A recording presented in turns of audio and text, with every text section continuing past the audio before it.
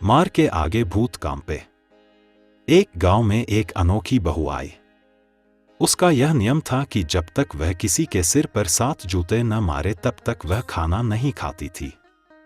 अब वह रोज अपने पति के सिर पर 7 जूते मारकर खाना खाने लगी। कई दिनों बाद तंग आकर बेचारे पतिदेव ने विदेश जाने का निर्णय ले लिया। पत्नी ने कहा, अब मैं खाना कैसे खाऊंगी? पति ने कहा, घर के बाहर खड़े खूंटे पर जूते मारकर तू खाना खा लिया कर। इस प्रकार पतिदेव अपनी जान बचाकर विदेश चला गया और पत्नी रोज खूंटे पर 7 जूते मारने लगी। खूंटे में एक भूत रहता था। कुछ दिनों तक तो भूत ने जाड़ भींचकर ये मार सही।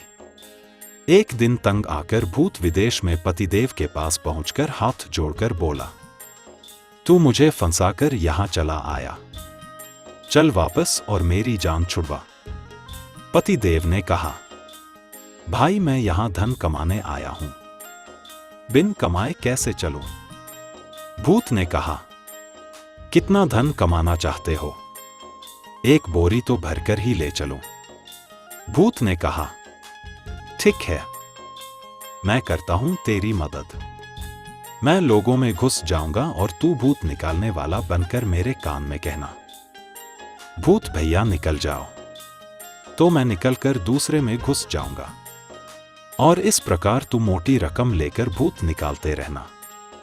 ऐसा ही होने लगा और कुछ ही दिनों में 1 बोरी धन की भर गई।